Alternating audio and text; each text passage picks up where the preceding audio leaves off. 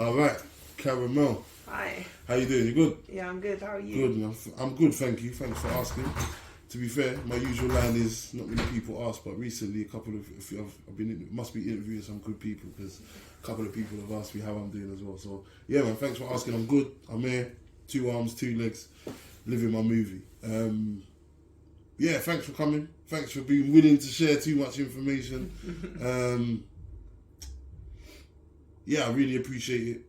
We connected on Instagram, and your page is like, I haven't seen anything like that.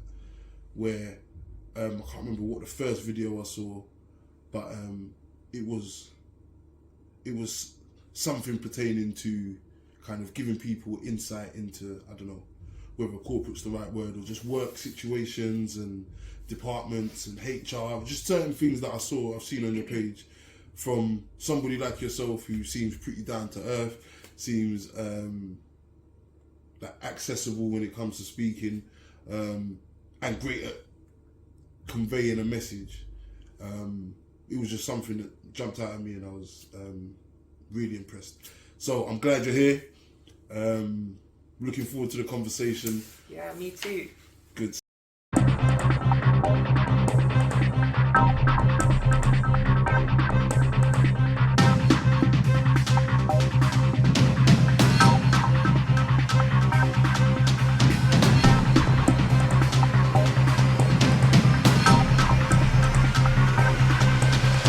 Stuff. And yeah, first and foremost, I would love to just know kind of where you grew up, what like your family situation was like, and yeah, we can take it from there. Okay. Yeah. So I grew up in West London. Okay. British born, Yeah. Pakistani. Yeah. Just a usual mum, dad, Yeah. me and my sister. Okay. And then by the time I was 11, my parents had separated. Right. My father had moved away, and we were living in a single parent household. Right. And then slowly over time, I moved through London. Okay. for different reasons. I just, maybe it was just fate and it happened like that. But I've always wanted to live in the city at the time because I was on the outskirts of it. Right. In the, the poor bit. Right. So I got motivated and I slowly sort of moved through London. So is this is this you moving out of your mum's house? I left when I was about 16. Okay. Circumstances. Yeah. We're no different to other parents that split up and the family separate and things get a bit messy and and I had my own things to deal with back then. So at the time the decision was made that it's better that I was away from home. And you made that decision without prying too much? No, I didn't make that decision. Okay. Alright, cool. Might as well, it's time for this is no holds barred, and I think it's better for people to know the real truth so they can feel better about their circumstances too. Straight up. Okay, so so pre your parents breaking up then, let's do that.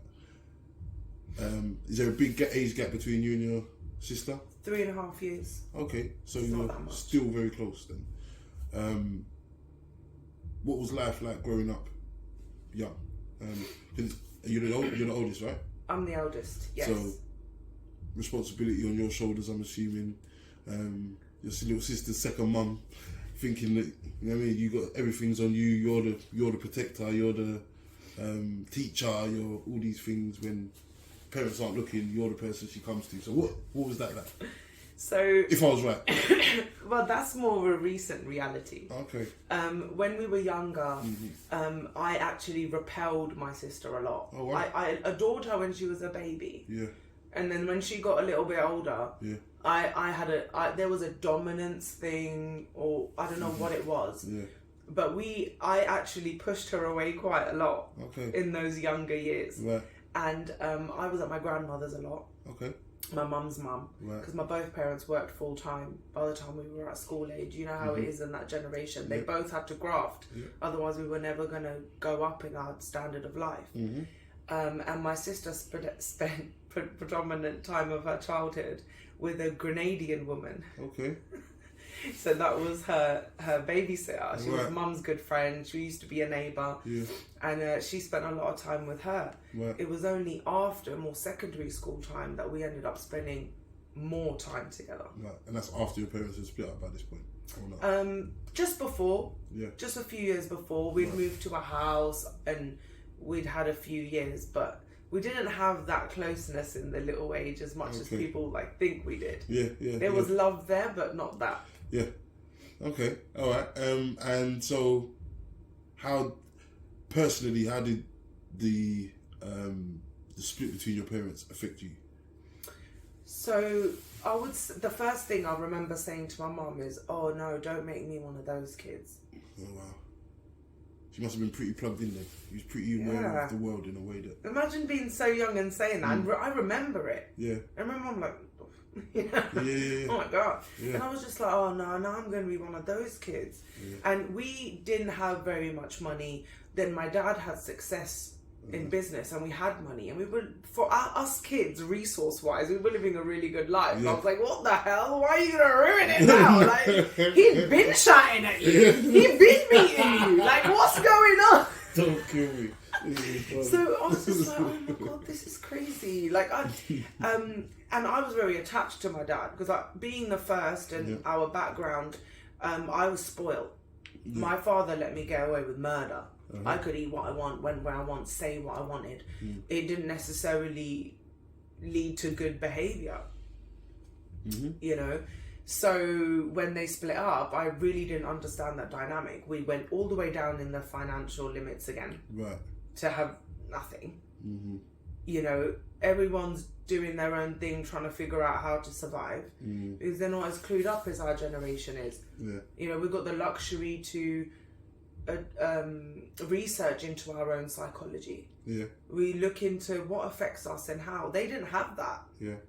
You know, so I would say I felt I had to grow up quickly, which a lot of people have had to do. Yeah. We think we're growing up, but what it actually means is a kid goes out into the world earlier than they should. You know. Yeah, I was gonna say, don't minimize it by saying things like, you know, well, lots of people had to, but yeah, is that right or is that wrong? Is there a right or wrong? But at 33, yeah, I see the gems in that situation more than course. ever before. Yeah. At the time, I hated everybody. Yeah. I didn't like anyone. Don't speak to me. Don't look at me. Yeah. At a very small circle. You know, typical barrier around you. Yeah. That's what happened to me when they split up. And then my father, you know, he decided he was going to go back home and pursue a life there. Right. And, you know, the abandonment, the feelings of abandonment. And then my mum wasn't too supported during that time. Wasn't too supported or wasn't too supportive? Supported by her family. Right. So her being at work all the time, you can take her supporting me out the window. There was no time for it. You know, I feed you and look after the house and do the thing, and you know, and then at night she would do things when we were younger, like at night she would go out. We would wonder why. It would be our nan's house, and she'd be mini cabbing as a second job. You don't know those realities at that age, and parents don't want to tell you. Yeah. So when I look back, and also when I see some counterparts my age, peers, family members, you know, how they deal with things and are having a more of a cushioned upbringing, I wouldn't choose that over mine. The resources and the intelligence and the information I feel like I've gathered by going through those trials and tribulations has allowed me to enjoy my life now at this stage, because the way I see it is different. That's interesting. It's something that I struggle with because I agree with everything you just said. I also struggle with the idea of I wouldn't want to recreate those circumstances, even though those circumstances have taught me some amazing lessons. So if I don't want to recreate those circumstances, but those circumstances are the only circumstances I know, then it's almost like what's the only way I could, like pissing in the wind, isn't it? You don't really know exactly what to do. Right. You just know what not to do. Yeah. And you know what you want to. I know what I want to achieve. And it's just almost like a trial and error situation of, okay, maybe that's the best way to achieve that. If I don't want to do that particular thing, that you know what I mean. So yeah, that's interesting. It seems like you've got a very you've done a lot of work on yourself and been pretty brave in kind of confronting your experience. You've got to look at your shadow. Mm-hmm. We all have a light and a dark side. Yeah. Okay, so you've got to look at the dark. And when you look at it, it's kind of ugly. Mm-hmm. And it says horrible, mean things that you would never say out loud to others. And, you know, you're like, whoa, do I really think that? Was that a twinge of jealousy? Do I actually, you know, you have to, but that level of awareness, I've come to realize, you know, a lot of people don't share it. Mm-hmm. And I thought everyone had that and they actively ignored it. Mm. And I come to realize, no, they don't. The introspection is a gift. It's a gift. Mm. And we are intelligent. So if you're intelligent enough to know that your circumstances that you come from should not be repeated, you're already about, 50% of the way compared to the other population that have stayed there. So you're already utilizing your intelligence. Mm-hmm. Once you're at that place, that's where not giving a fuck about what anyone thinks about you comes in, because you're looking to make a change from an intention of positivity.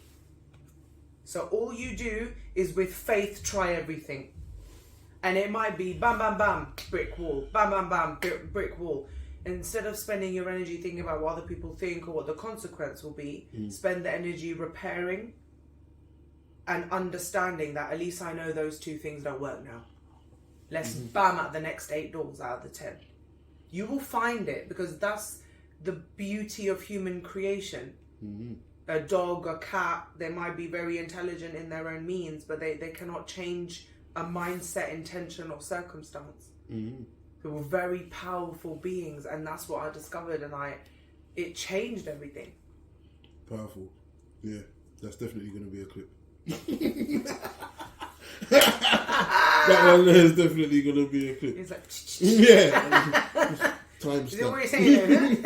Around that 12-minute mark. That's somewhere around there. Yeah, that one was deep. Alright, so okay, so your parents are split up, you've left the house, and you're making your steps into the world.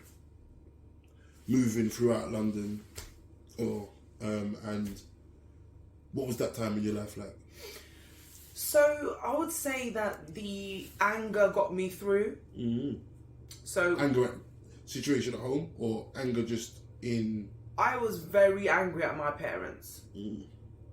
No one, I didn't think it was my job to understand them.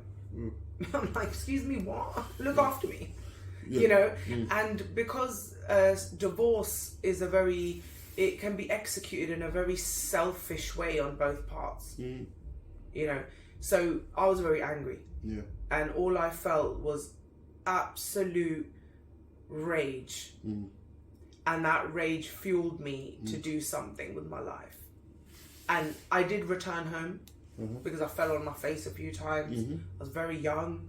I had sometimes nowhere to go, and the choices of where I had to go, I don't know what it was inside me. I knew, you're not staying there. Yeah. That trap house is not going to be your yard now. Yeah. Come in, babe, don't worry about it. And I sit there, I'm like, listen, I start in the trap, I grow in the trap, my roots are in the trap, I stay in the trap. Yeah. Before you know it, the years get away from you. I was like, no way, I'm not having that. I've seen it, I'm not having it. I probably was quite worldly looking back at it at a very young age. And I just tried to strive, and I spent under a year out, living quite roughly, to be honest. And it made me more angry. So that's all I could say. And then I had to find a job, but you couldn't have a job without an address. Mm-hmm. I've been there, don't I?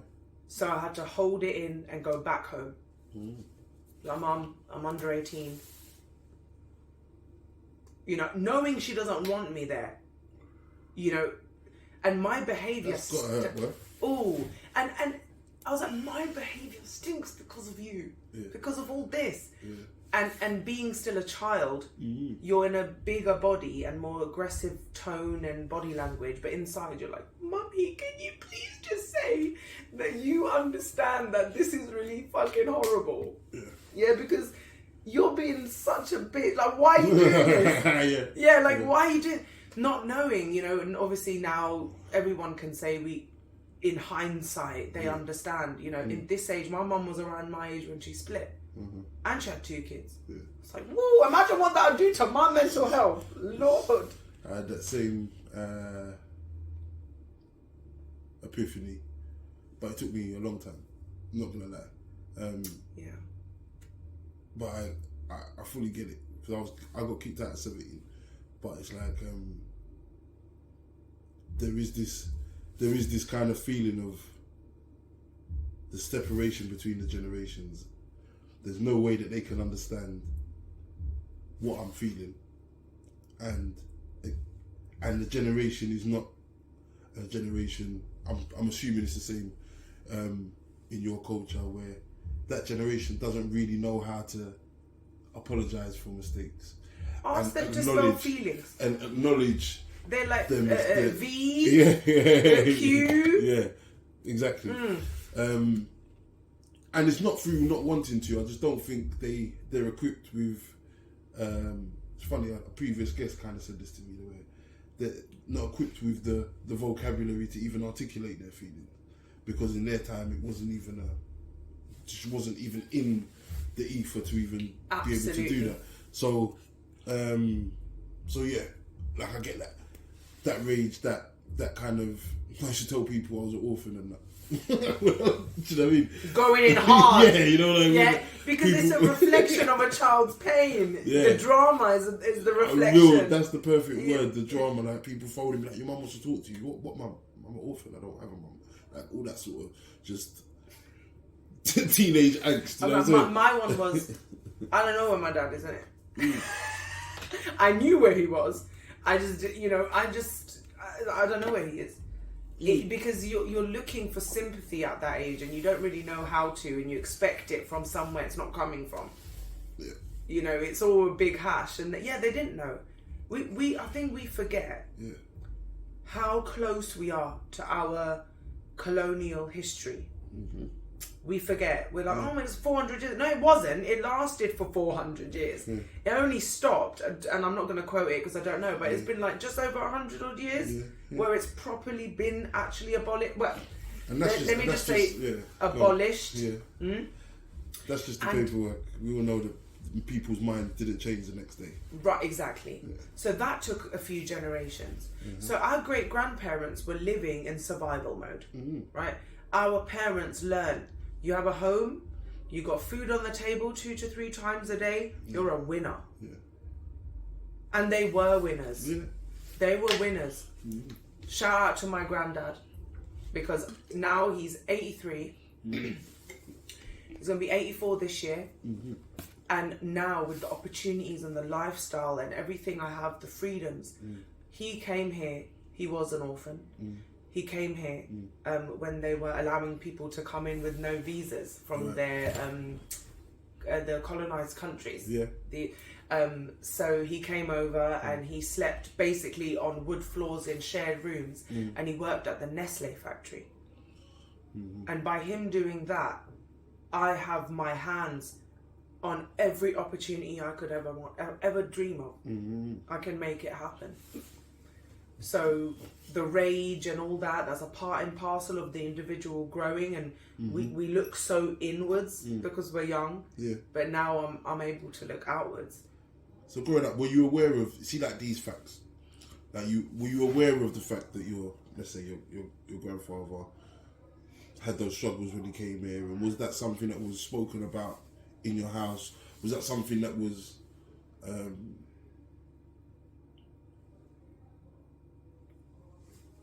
conveyed to you with pride, and to latch onto that as well, were you at that age even able to kind of understand it in the way you understand it now at that age? My grandfather worked 18 to 20 hours a day for until he retired. So that's the whole time I knew him. Yeah. He had never had time. He went to work, came home, rested, went to work, came home, rested. Yeah. So we didn't have that opportunity. Wow. And also the mental and emotional side of things didn't really exist. I had it with my grandma, but she spent the time loving me rather than trying to educate me about horrible history. I think she wanted to leave me innocent. But no, I didn't. It was later on in life. Yeah. After I got divorced, Okay. my granddad embraced me very differently because I think I was a woman now. Pakistani men don't talk about feelings. They dismiss them at the detriment to themselves and their families. And my granddad, I thank God every day, alhamdulillah, that we have him for long enough to do the full circle. And now I tell him I love you. I tell him, if you didn't come here, I would not be able to do what I've done. Thank you. That's a powerful thing, because that's obviously my mum, not obviously, but like my mum passed in 2014, and it's like at that point, yeah, we was cool, and I was on the journey to being a better person. But she never got to meet my wife. She never got to meet her grandchild, and it's something. And I never got to really break down that I understood. Maybe at that time I didn't really even understand the sacrifices and the struggle. I understood the struggle, but I just didn't understand what that struggle meant for her as a person and what sacrifice does to a person. What I was actually observing growing up, I viewed in a way that wasn't reality. It was, as you say, it was a child's eyes looking at adults' problems, and I think it's a real blessing to be able to have those kind of conversations, whether it's beneficial to them or whether it's beneficial to yourself. It's neither here nor there. It's kind of like just to be able to know that you've been able to tell this person that you understand now. It's a benefit within itself. Yeah, it's a beautiful thing. All right, so that's interesting as well. Like the idea, the kind of, I don't know, parallels between the cultures. You know, we kind of touched on it before. Yeah. The camera was rolling, and just like the kind of the parallels between the Pakistani culture, the Pakistani experience, and the Caribbean culture, the African culture. How was that? When did that experience come into your life? When I realised there was a lot of cultures going on. Yeah, and you had to make a choice. You had to make a choice of which culture, which culture you was gonna place the value on. Because I think very few people consciously decide I'm going to act like this culture.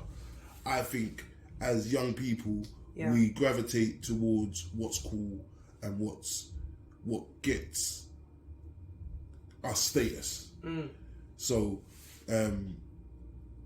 that's just all that happens.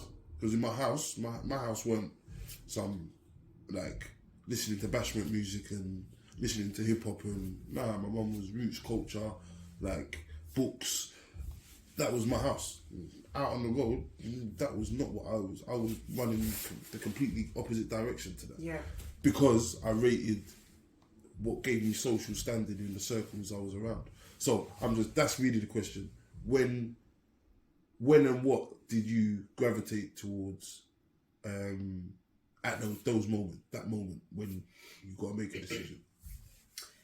I think I've been very fortunate that I had my early years with both parents who just lived as Pakistanis, speaking the language, eating the food. We interacted with our elders in that way. I didn't know any different.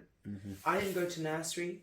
I went to nursery for 4 to 6 months before school started because my mum got a job. Right. So we grew up in Southall on the old Golf Links estate, Ruffins. Yeah.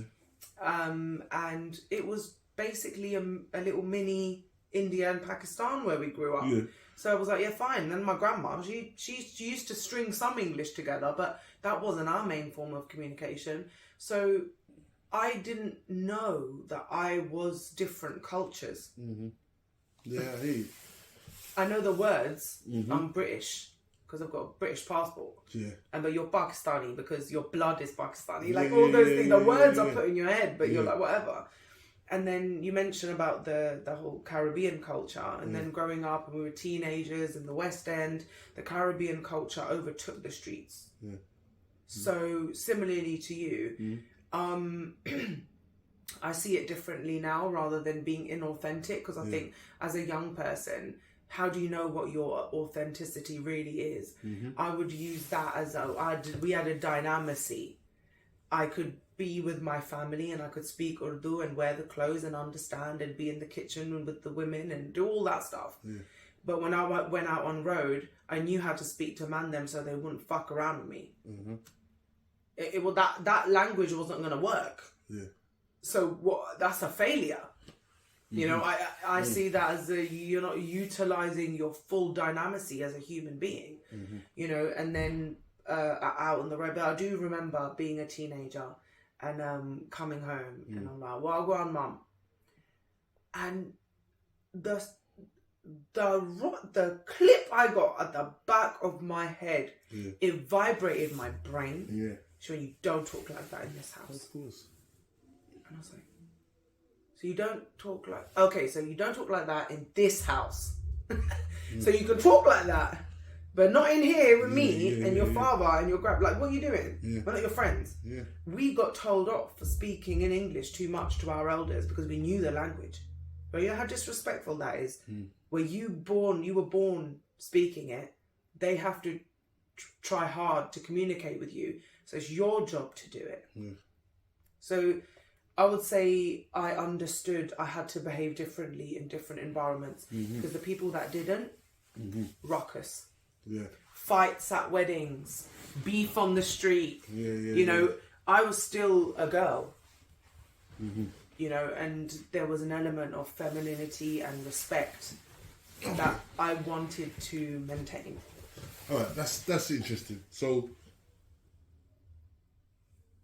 femininity... womanhood, how is that characterizing your culture? Okay, so I'm going to say my culture and then now what I believe it to be. Yeah. So in my culture, being a great woman is someone who sacrifices her life for the people around her. When you say sacrifices her life, what do you mean? Basically means there's a certain set of duties that need to be fulfilled. And it doesn't matter how much time that takes. Okay. Even if it's everything. That is what you are now bound. And it's your duty to do. So our culture just understands that women run the household. There shouldn't be anything that the man part has to do. And I'm talking previous culture, how I grew up. Yeah. So now the generations are expanding and understanding more things. But we just understood that we were going to get married. You know, there was an importance somewhat on our education a bit more because we were British. So it was like, yeah, that would be good because you can. But being married, being a good wife, being a good daughter, submission. Okay. And understanding where authority is, and even though you might be an authority somewhere, if somebody comes over you, knowing when to bow down. Right. So you're in a constant battle of who can be the best submissive girl. Right. Okay. And I saw that was what was praised, especially by the men. Like, you know, when the women go, "Oh, she did everything. Yeah. She raised him. She did this. She did that." Well, it sucked the life out of her while she did it. Yeah. And you're still walking around at 65, springing away, and she's had a hip replacement. So I saw how there wasn't really any jewels in that. I was like, hold on a minute, this is a poison apple. So I'm told that I should be married because of this, and this, which was all the cultural side. Yeah. And I should give my life to this cause. And before we move on, sorry, when you say this, and this, what do you mean? Because you're, I don't know, bring shame on the family, for example. Is that the sort of stuff you're talking about? Like, what when you say I'm talking about getting married, yeah, so why, having children. What are the reasons why that's so important? That were told to you, or that you assumed, or whatever. I think in the Pakistani culture, we still associate marriage with safety. Okay. And we associate it with building a home means you'll be safe. Right. Having your own family will mean that you will start building your own roots. So when I die, you're secure. Right. Because what we touched on before about the colonialism not being that far away. You know, back home, we still live very feudal in comparison because we were taken back 200 years by everything. So even if you go in the English culture in the 1900s, marriage was a very important, extreme political move. So we are still stuck in those things. And being Muslim, there's a lot of things in our religion that support that in our culture. Yeah. Right, so instead of us living religiously, we're living culturally. As an adult, I came away and had to separate those two things and find the reasoning and the logic and the peace I found in my religion, in Islam. Why you should do that. What's the reason? Not you have to, why you should. Yeah. It's just recommended to do things that are better for your mind, soul and spirit. Yeah. You know, but in culture, they used it as a weapon and a tool to get us to do what we needed to do because that's what they understood was safety. And I don't blame them for that now. I understand them. They were scared. Yeah. You know, and now we understand, like, we need to have a certain thing before we have children. But for them, it was, you've been married 6 months and you're not pregnant. What's wrong with you? Oh, well, what's wrong with him? You know, there must be something wrong. Yeah. I need grandbabies. You know, so by the time my mum was 23, she had both of us. And for me, that is crazy. Yeah. Right. You know, a woman's brain, I was reading this in a journal, a woman's brain stops growing as soon as she has a baby. Because the body goes, I don't have time for this anymore. I have to give everything to this. So if your brain continues to grow till you're like, what, 24? And my mum had me when she was 19. Development ended. Yeah. Can you believe that? It fascinated me when I found that out. That's interesting. I haven't heard that before, but that's interesting. It allowed me to have understanding and empathy towards my mum. Compassion. Yeah, I hear you. 100%. I hear you. I wanted to double back because I did hear you mention that you were divorced, right? And we will get off your personal life soon. We'll get onto it's sign up for this. Topics are a bit personal, like yeah. As I say, feel free if there's anything you don't want to answer. Feel free. I know we said no censorship and all that, but you can obviously tell me to shut my mouth and move on, chooks, move on. Was that what that meant?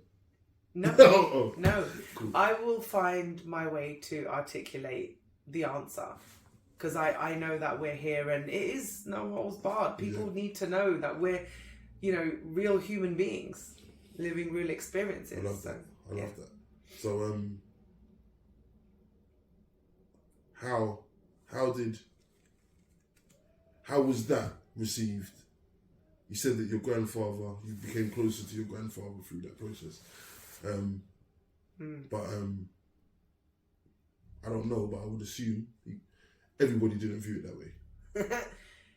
So I was in a very luxurious position, being the first full generation in this country. Right. Because after me, quite a few cousins followed. Right. And after me, my sister, it was a lot of boys. Mm-hmm. So as you know, boys and the freedom and all the experiences they had was a lot more out in the open. Right. So I wasn't as criticised for my choice to marry. I was quite supported, actually. They allowed it to happen because they were like, look, she's independent anyway. My parents had split up a long time before. I'd been living independently for so long, it didn't make sense to get in my way. Now I wanted to set up home with somebody. But a few years into that situation, I realised it wasn't right. We were kids. We went through I went through my growing up stage within that marriage. And I was like, oh no. And I think I stayed longer because I was like, God, they were so great about it. And no, I'm going to be like, yeah, anyway. It didn't quite work out. Yeah, I'm back home. But even with that, I had a lump in my throat and my chest, thinking what my granddad was going to say. And I was like, I'm going to have to try and find a way to answer this. And he just basically went, it happens. Bless him. I was like, okay. And so did my aunts and uncles. They're like, it happens. Some of them jumped on the gossip bandwagon, but that's a Pakistani culture thing. I'm sure it happens everywhere, but in our culture, they just extra love the little... they were quite supportive, and they accepted my decisions. So I would say that I was the first in my culture of generations to have more understanding when it came to making life changes. Okay. Thanks for sharing. Appreciate it. No worries. Right. So let's get into this page of yours first. Where does that come from? Where is that? Because I don't know. Maybe I can't even say that I'm new to the social media thing anymore. But I'm definitely not proficient in kind of how these things happen. So was it something that starts as a personal page and then like a just normal personal page, and then you kind of evolves into this bloody, I don't know, how to succeed at life page? Do you know what I'm saying? Like, it's one of them when you go through your I like page. the I'm just like, wow, fucking hell, like, yeah, you could, excuse my language, but you could just go through and just be like, okay, yeah, I need to know that. I need to know that. That's helpful. That's good. Like, you know what I mean? So where did that come from? Where did you feel get this responsibility to help people? That's maybe a more succinct way to ask the question. I think it is during my divorce journey, I discovered myself quite a lot. Because at first I was like, I have a career and a job and I do this and then I'm like winning. And then you're like, oh no, that's not what life's about. So what do you do after the 8 hours? You have to have other things fulfilling you. And I think one thing that really motivated me is I felt like I needed that. I say things that a lot of people are afraid to say, like the HR stuff, the legal parameters around work, how to work it, because no one wants to tell you. Everyone's too afraid, and there's nothing to be afraid of. If you're walking within the parameters of integrity and morality, you should never be afraid, which is how I feel and how I live life. How other people want to do it is up to them. But it did start off as a personal page. It was actually an old deactivated page. I had another one. And I was very social and out and about and what have you. And then I reactivated it because I wanted a I wanted to get rid of the account I was using whilst I was married and all the bad experiences, and that seemed like a good place to start. Fair. So I reactivated it, deleted all the old stuff, more modest dressing, more real talk, more honesty about life, and not helping guide people, because I feel that that's not what I want to do. That feels arrogant for me. I'm not here for that. Yeah. I'm here to share an experience of someone of a background that a lot of people of my similar background, they're like, I would never say that, I would never go there, I would never have that. We're real life human beings that go through the same things. Divorce and losing a job, or has a swear word, or having a cigarette, or, you know, feeling drawn to someone in a relationship. All those things are normal human things. So I wanted to humanize the experiences. So again, the HR thing, feeling bullied at work, that's a human experience. And a lot of us don't know how to articulate that. We don't even know where to start. You know, a lot of people still think it's normal for a boss to kind of bully you. Like, oh, she's my boss, she's going to be a bit like this, or he's my boss, he's going to say that. And I like to lift the veil of manipulation. I don't like it. Yeah. I'm like, that's a manipulation.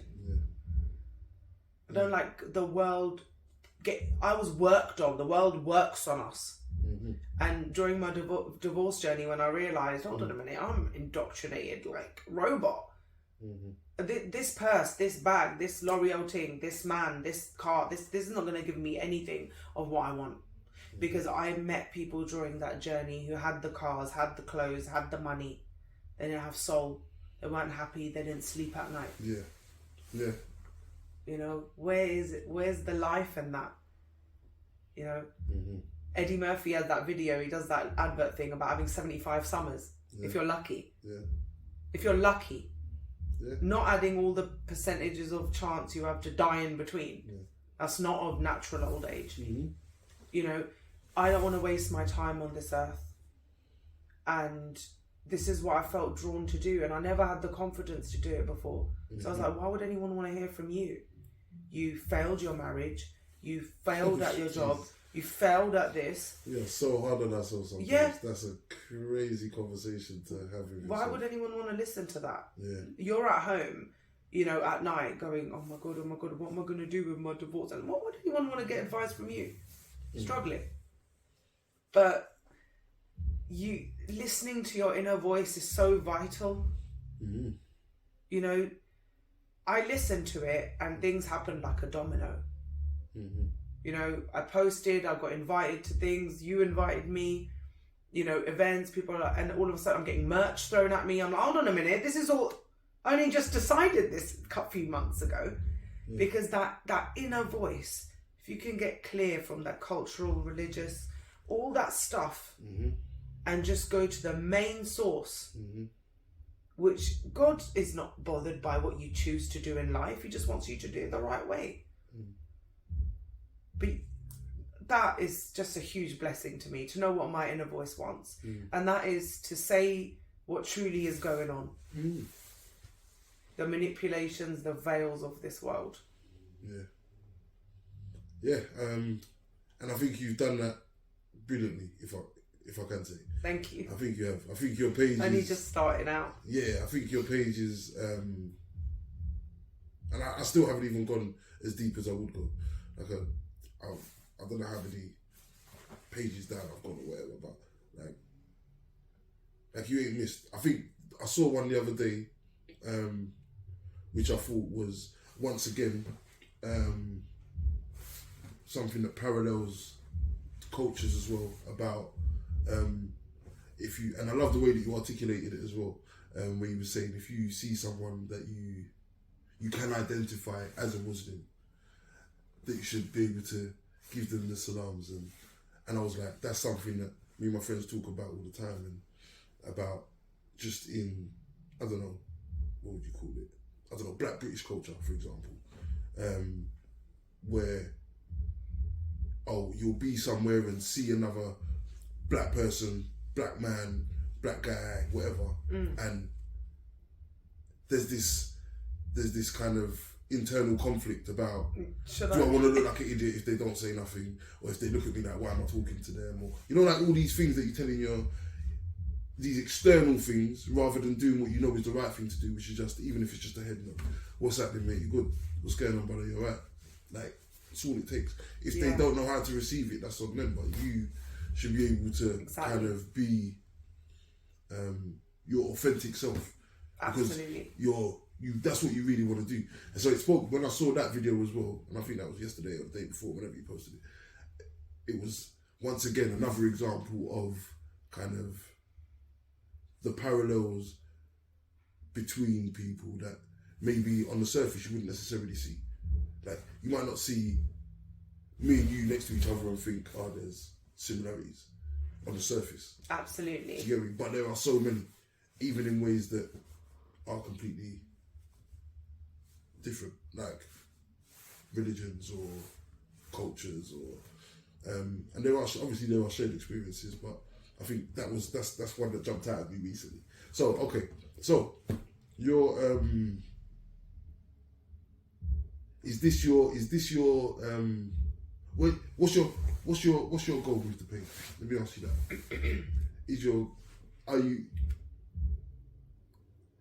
Do you have one? Are you just riding the wave? Are you just enjoying sharing? So I've spent quite a lot of time trying to figure this out, and in the time that I overanalyzed it, I paralyzed it. So I'm very much enjoying the journey, and since I've decided to do that and allowed the spiritual alignment to take place, you've contacted me. I've got 3 interviews lined up or talks lined up for a podcast that I'm doing of my own. But I'm more doing clips on Instagram at the moment until I develop a little bit more before going into the develop full a little cast. bit more. How? In what you mean? In the way you speak, the way you deliver your message? Is that what you mean? Or developing the scene. I think there's a lot more opportunity in the conversation. There's people out there, podcasts I listen to. When I hear them speak, they motivate me so much. I want to be in a room with them. I want to be having that conversation. You know, don't be telling yourself short. When you think I'm like, yes, don't feel like don't minimize yourself. I don't mean to interrupt, but I just want to make sure you know that. But go on. Yeah, that's my goal. My goal, I've always had a few little buzzwords come to me over time, and one of the main ones was I had epiphany with my friend, and it was bridge the generational gap. I want to bridge the generational gap. It was just fired up inside me. I was like, because that's killing us. We're losing our culture, we're losing our love, we're losing our religion, we're losing our everything, because the cultural gap is such a killer.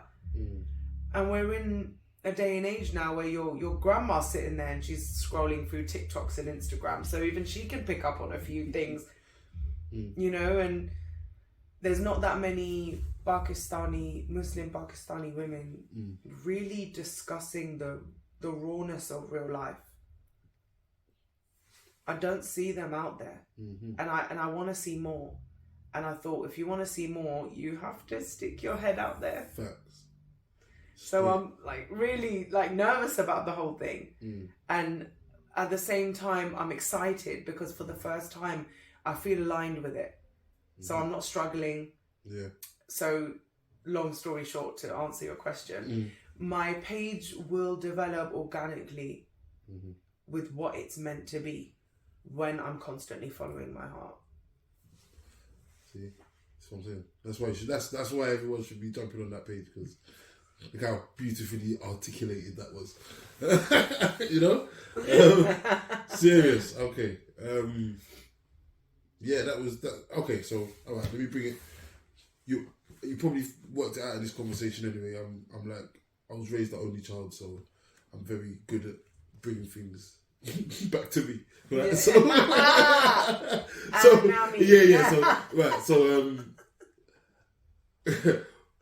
like you said, the HR one jumped out at me, and there's other ones that I've seen where you kind of speak about how to navigate the world of work interactions with different people.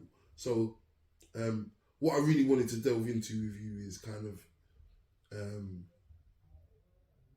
some strategies, and I've changed it to some strategies because of something that you said about kind of not wanting to just have like a cookie cutter mentality when it comes to helping people, or sharing your experience that will then go on to help somebody, maybe or maybe not, right? So rather than the original question was just going to be, if you've got a problem with somebody at work who is higher up on the hierarchical ladder, what's the best way to approach them? But from what you said earlier, sorry, you missed out on that bit of the conversation, but about how your personality changes, how you're going to have to approach that situation. And there are nuances and different factors that impact that. Yeah. So maybe a better question would be, what things do people have to take into account when approaching conflict in the workplace, especially when there is a power dynamic that is not necessarily in your favour? Yeah. So the change in the power dynamic one is where it really gets juicy, because when it's peers, you've got people invigilating you, and they'll make the decisions. But when it comes to somebody who's higher up in you in an organisation, their history at that place and the longevity is your answer whether you should pursue it or not. Okay. Sometimes people of directorship level, they've now gone to the stage of having shares within the company. So when you look at it from a HR perspective, they have to look at like what's the least damaging, easiest thing to brush under the carpet way we can do things, because it uses less resources, get less people involved, and we don't have to listen to people crying about their emotions and how they felt for like the next 4 hours. They are friendly, they're trained to be very friendly, but their motivation, that's what my page is about, unveiling the truth and always doing the right thing. You have to know their motivation, because if you're bewildered by come and tell me what happened, if you're easily taken by that, that's actually a manipulation. It's to catch you off guard and for you to say things in a manner that you can't back up later on. Or you're all like, but I just said that, because that's a phrase people say, but like, but you did say. And you're like, I did say. So you can't get into the false sense of security with HR, right? So no, you don't have to look at them as they're going to save you. You have to look at them as, I now understand what their job is. So somebody's in a higher position than you, you've got problems. My first and foremost, I will always say this, you being the lower level of member of staff need to adapt your manner to your superior. It's a must. There's no choice in that. It's the rule of life. You don't go to uni in year one and be like, I don't want to do year one, I want to do year two. Like, no, you're not. You can't physically get there. So you must adapt to your working environment to understand. If after that you feel actually emotionally like torn down, if you don't have it in you to have that one-on-one conversation, I personally would sit down and have a one-on-one conversation. We underestimate the human to human factor. They might be higher up in the job, but when you sit down and just say, I'd like to have a conversation about something, please. And it's a meeting in the diary. So it's not a casual thing. You've set up a meeting, everyone knows a chat's going on. And you say just one-to-one, I feel like there's a dynamic issue here. I might be doing something wrong. You always bring it back onto you, because you're speaking to someone of a position of authority. So you ensure you don't threaten that authority. As soon as you threaten it, you're what are you doing? You're dispensable. So you have to secure yourself. Once you're past the 2-year mark, as I said on my thing, you're much more secured in your employment on a full-term working contract. And why is that? Just that's how the Now, I won't quote it, but our government, there's something in the legislations there that if you've spent 2 years of employment in a job, you've now gained more rights with that. It's harder to remove you through a review of performance. Or so they have to invest more in you to help you perform better before they remove you. Right. And that's a long stage process. So, you know, if you're going through a hard time in life, you might actually need it. So if you've reached your 2 years and that's still going on, you've had your one-on-one conversation, it's one of the first things HR would ask you. Have you had a word? Might as well cover that by being told to suck eggs. You know, you're gone to a department to ask for help, let's be honest.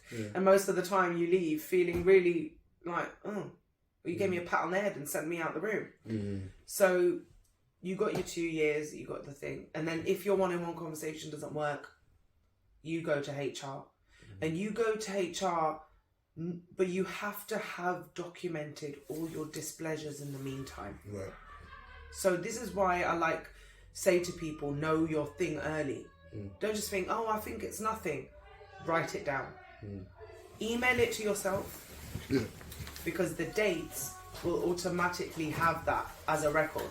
So you don't have to go out of your way to be like, oh, let me think back. What date was it? What day? And what event was it at? You've emailed it to yourself the following day. So you already, that's a diary on its own. Right.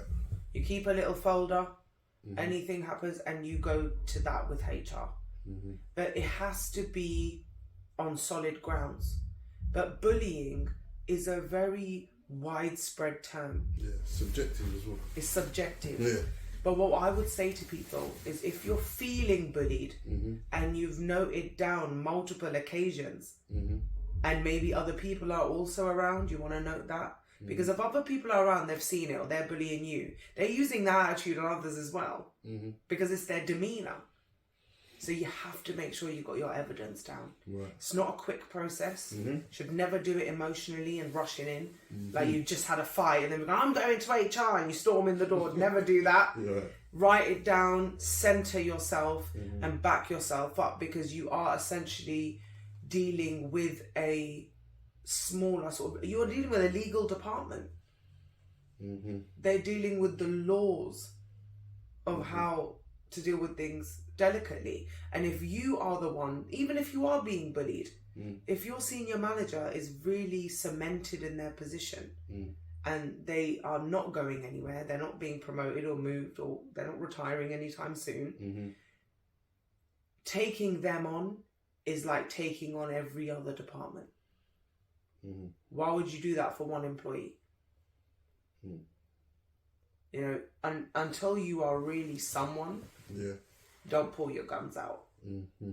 Always pull the warnings out. You need them to know that you're not a mug, but you also need them to know that you won't be taking anything from them that is beyond the realms of professionalism. It's a very, very fine balance because people think, I'll just suck up to my boss. No, you've lost the whole battle there now. Everyone's getting promoted above you. You're the one getting the tease because you've put yourself in a position of being the arse-lick. So, yeah, that's why I'll do more on that. Yeah. I will do more videos on that. I think that's, even that, what you've just given there is a great answer to my question. Thank you. Helps me in a lot of ways, personally, just because I do struggle dealing with... I'm lazy sometimes and say I struggle with authority, but I don't think it's that simple. I think I struggle with certain styles of management. That's what I'll say. Absolutely, yeah. And I think what I've needed is what you've kind of given here, which is tangible strategies and tools to use. Because when you are in those kind of situations and you don't have direct tools and you're not, well, your experience has showed you that the tools that you have used before have not number one, not achieve the results and oftentimes make it worse. Yeah. You're in a, well, I'm in a weird position. So I thank you for that. Some great tools there. Let me think. What else? Let me move into this. I've got some random questions for you. Don't know if you've seen them before. You had it? Okay, cool. All right. No, but there's a few questions I ask all my guests.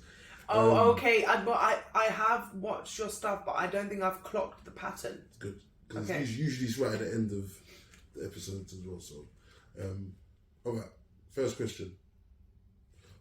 What is love?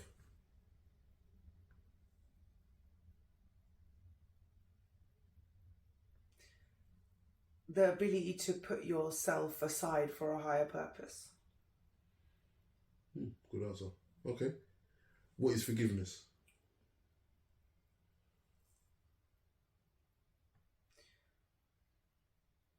A necessary ability a human being has to engage to live a fulfilled life. Okay.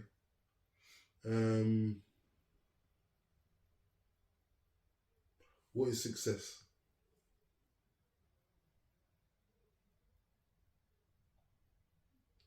When your mental, emotional, and physical beings don't collide with one another. Okay. What is your biggest success? That.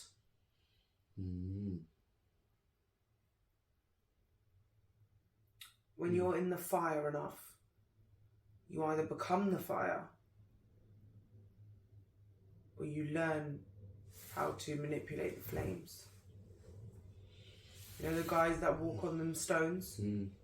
There's a lot of, I mean, I'm not there, but there's a lot of alignment required for that. Yeah. And I think I've learned so much through being in the fire and being in conflicts that no situation looks like a loss to me anymore, because if I'm mentally, emotionally and physically aligned, I can't possibly be anywhere or be doing anything that's not right for me. And when you're in that flow space, God showers you with success. Okay. Very deep. Okay, what is failure? What is failure? An emotion. And what is the emotion? It's a passing emotion. Okay. Everything, even happiness is an emotion. It's not a goal, it's not an aim, you feel it, and at some point it will disperse. Okay. Does it serve a purpose? Absolutely it does. What would you say the purpose is? You have to know what you felt went so wrong. Okay. Because that's what it... Because somebody outside could be like, oh, I think, like a football match. What's he doing? I put him here. And then but you're outside. You know, the whole eyes on the ground perspective, totally different. Okay, all right. This is one that I got off a page that I saw. All right. What's the most painful words someone's ever spoken to you?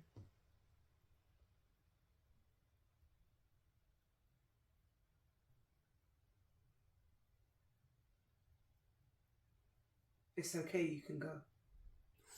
Ooh. That one hit me, boy. All right. Yeah. Appreciate you. What's the best piece of advice that you've ever received?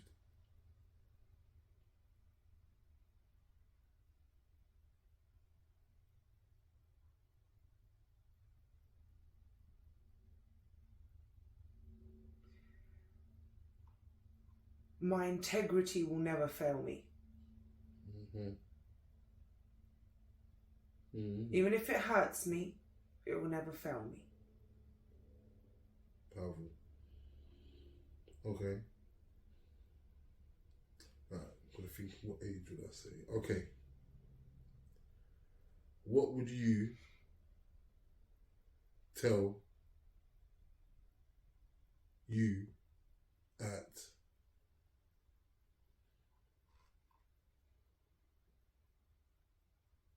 16? Calm down. You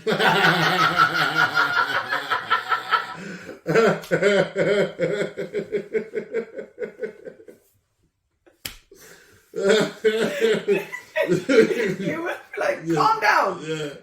Just sit the fuck down. What the That's funny. No. I'll always tell you the truth. Yeah, straight up. All right. Okay. Let's see. Okay.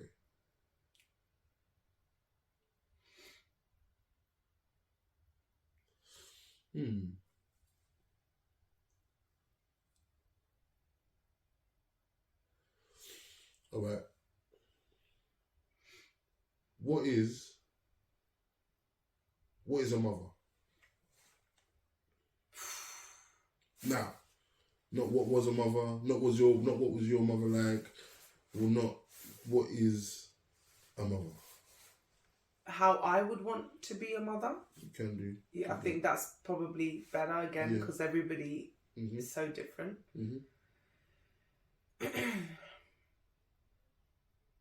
I'm not a mother yet, but when I am, my sole purpose would be for them to follow the path of Allah and for me to provide them with all the tools necessary that at any time if I go and I leave this planet, that are able to still achieve success. Me disappearing won't crumble them. Wow. Deep. That's my goal. Yeah, that's deep. Okay. And what is a father? I don't think it's any different. I think the acts, that's a whole different topic there because, but I don't think it's any different. I think we create too many parallels between one another. We do it on purpose. And male, female, we're so different. But when you're a parent, the motivations of wanting that person to be safe are the same. Okay. The levels of success you want them to have. The pain you don't want them to have. The experiences of yours that you want them to avoid. All those things are the same. So you need, personally, my belief is you need your child, if you are blessed enough to be with it throughout its childhood, you need them to be able to suffice without you. That is honest. That's what I believe. That's very interesting. Great answer. Thank you. For You're real. loving it today. For real. What's the time stamp in that one there? For real. That's a good one. Okay. And all right. You get to ask me any question. It'll probably be a separate part, but it's called Ask the Host. So literally anything. Anything at all. As a man. Except that. I'll joke. Nah, not my manhood. Yeah. Not my manhood. Gal. Yeah. Oh shit. It's over. Yeah. It's over. No way. Nice, thanks for coming. Don't come again. Yeah. As a man, what's the biggest mistake you've ever made? Oh, jeez.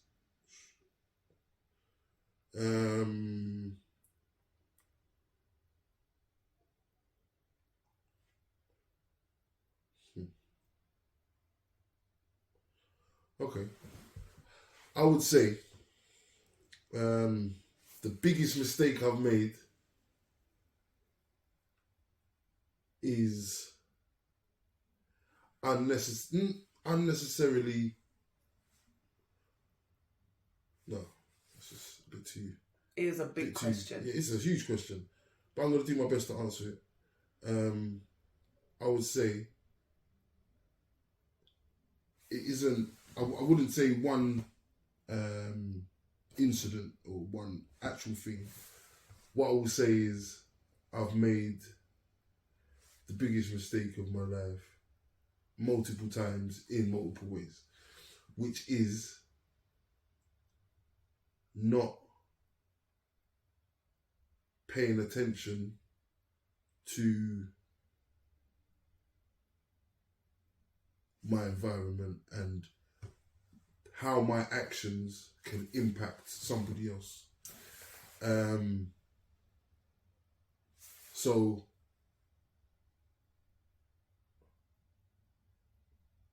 yeah, I'll say that my biggest mistake has been not plugging into the world in a way that makes me aware of how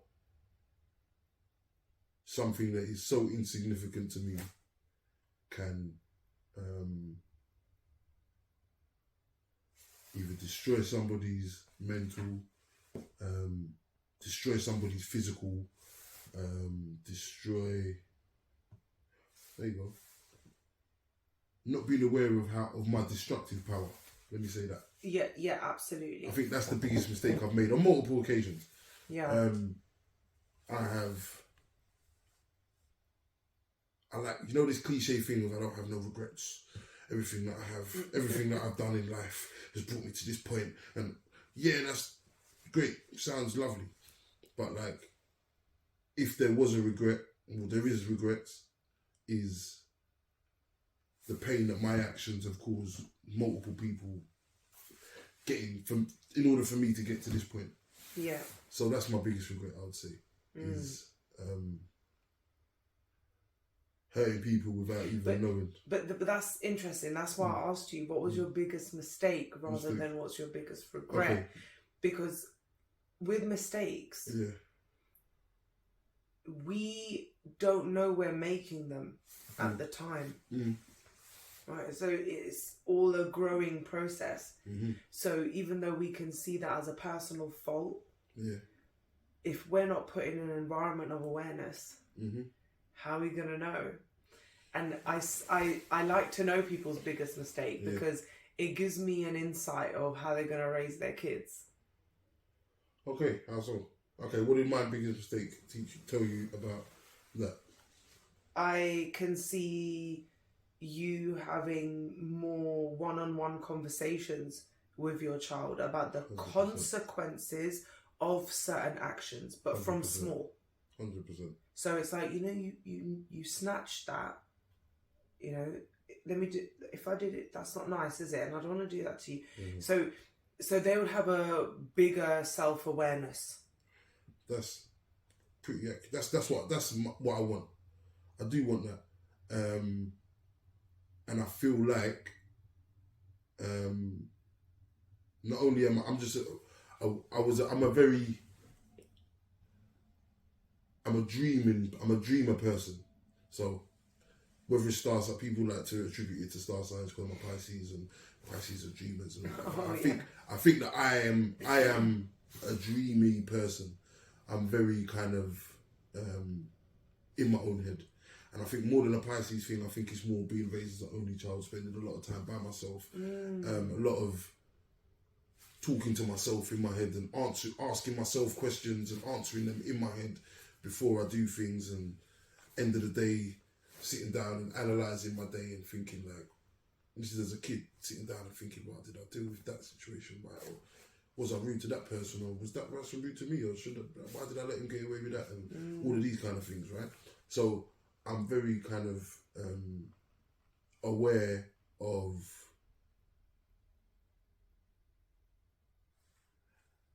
the analysing after the fact. I think my struggle is in the moment, being present in my head. I'm emotionally driven. Yeah, I'm very, very. I wouldn't say I'm emotional, like explosive emotional, but it's very easy for me to go onto autopilot, and habits rule my actions. Yeah. Do you understand? So yeah, I would say that's my to answer your question, that is my biggest mistake. The pain that I've caused through being who I am. Yeah, in short. But I think sometimes but you're aware of it. I think Definitely. before you're probably ignorant of it, and then doing it out of ignorance is way more painful to the other party than it is, because we're always going to make mistakes. We're always going to have emotions. They're never going to go away just because we understand something. And some people have more of an ability to get a rise out of us than others. Facts. Because that's the nature of relationships. You have your close circle, a bit further away, further than that. Then you've got some people that are completely far away, but they can do something to really damage you. But your kid can turn around and say one little thing to you. I'm sure I've said things to my mum before that have really hurt her feelings. And she's like, oh shit. Yeah. Man, I'm a terrible mother. And then you've got, and you know, but that emotion that I created in her or she created in me, instead of seeing them as milestones of mistakes in life, you know, we are a soul that is trapped inside this. Our experience is very vast. So sometimes if you didn't have that burst of emotion, or somebody didn't show that emotion towards you, you wouldn't really know what was going on. Yeah. So we get offended very easily. You know, people get offended by other people's truths. Yeah. So maybe they need to work on that, and we need to. We live in a world where all I heard growing up was control your emotions, control your emotions, control your emotions. Nobody taught us how to manage them. Like, so happiness was an emotion we were permanently meant to have, but when you saw someone like that, you'd think, what a psycho, what are they on? Yeah. You know, if they were permanently really happy, you'd be like, what is going on? Sounds wrong with you, mate. Same with anger. Yeah. Same with anything. So the ebbs and flows are what allow us to understand the next part. You know, it's like going through your forever movie. With your deep self.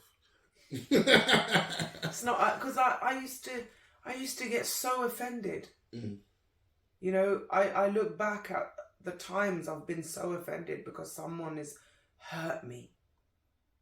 They've cut me to my core. And somebody can only really get there. There's a message in that. There's always a message in someone that's got to your core. Whether it's here or here. That's a message for you. Rather than to be offended. Yeah. Deep one.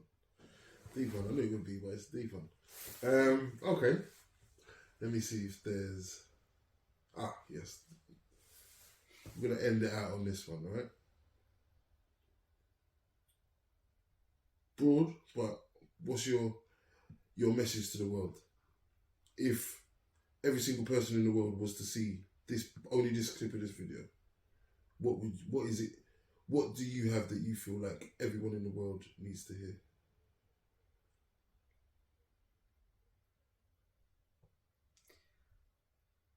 This place is a short-term illusion.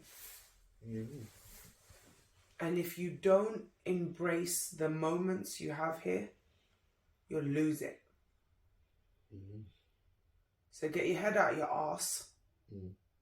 Stop lying. Stop cheating. Stop doing people wrong, because truly you're just ruining, out of the 75 summers, you're probably pissed on 30 of them already.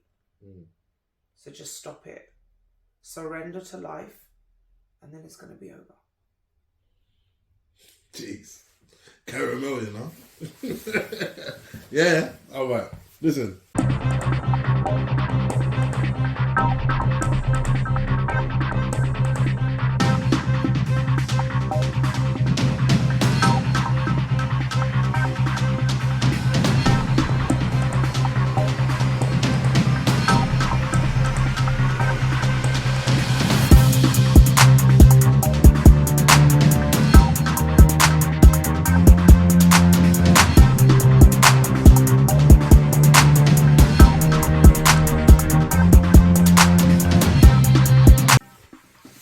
knew it was going to be a good one, and it has been. Super grateful, super appreciative. Thank you for being so open, honest, putting up with me hijacking parts of the conversation, as I have a habit of doing. But yeah, I'm really grateful. I'm really excited for people to see and hear what you've got to say. And yeah, in short, yeah, thanks for sharing too much information. Thanks for having me. More than I'm super happy you could. Appreciate you. Yeah, love. Love.